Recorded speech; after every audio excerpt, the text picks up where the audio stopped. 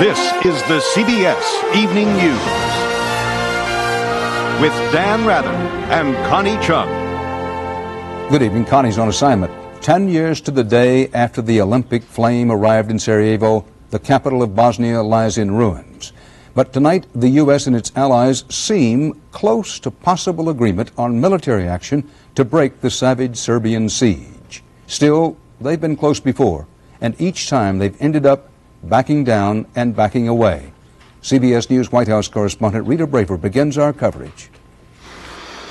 As President Clinton returned to Washington today, senior administration officials said the U.S. is trying to get NATO allies who meet tomorrow to support an ultimatum that would force the Serbs to permanently withdraw their artillery from the area around Sarajevo and promise airstrikes on Serbian positions the next time they shell Sarajevo. The officials said this is more realistic than previous NATO threats to bomb Sarajevo. In addition, President Clinton's national security team has held hours of meetings this week and concluded it's time for the U.S. to abandon the hands-off diplomatic role and take a more active part in promoting a permanent settlement in Bosnia. The Secretary of State warned the Serbs recognize that not only the United States but the entire free world is very concerned about their conduct, and we're proceeding on a determined course. The administration is under harsh criticism for inaction. If I'd have sat around and waited before Desert Storm for the Congress to come along, Saddam Hussein would be in Riyadh today, and we'd be paying $10 for oil. How can we let this happen? How can civilized nations sit silent and watch this happen? But the White House is well aware that many in Congress and around the nation are worried about getting involved in Bosnia in a long-term military operation that could risk American lives. But to be told we're going to go in and bomb without knowing what is the next step and what do we do if the Serbs aren't impressed, I think is very foolish. Many in Congress say the administration has failed to define its real objectives in Bosnia.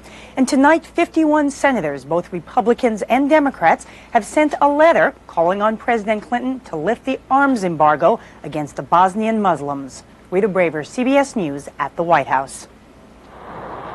This is David Martin at the Pentagon.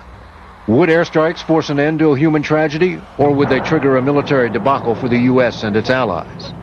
To begin with, there are doubts NATO's warplanes could knock out the Serbian guns, killing civilians in Sarajevo. What can you achieve by successive airstrikes?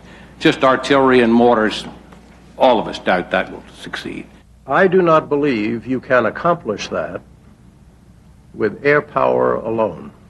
Artillery can be moved about and hidden. Hitting mobile targets will be a lot harder in the wooded hills of Bosnia than it was in the wide-open deserts of Iraq. Do we have the kind of capability in that weather and that topography and that demography to effectively carry out the kind of precision airstrikes that we were able to in Desert Storm?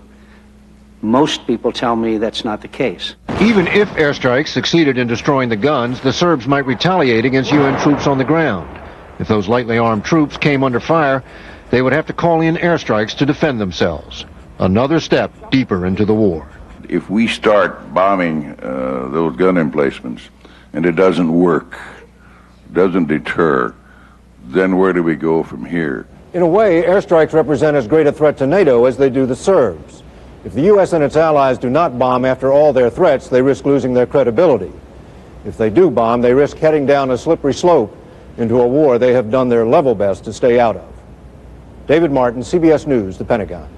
The U.S. and its allies are also expected to press this week for new sanctions against Haiti, where a dictatorial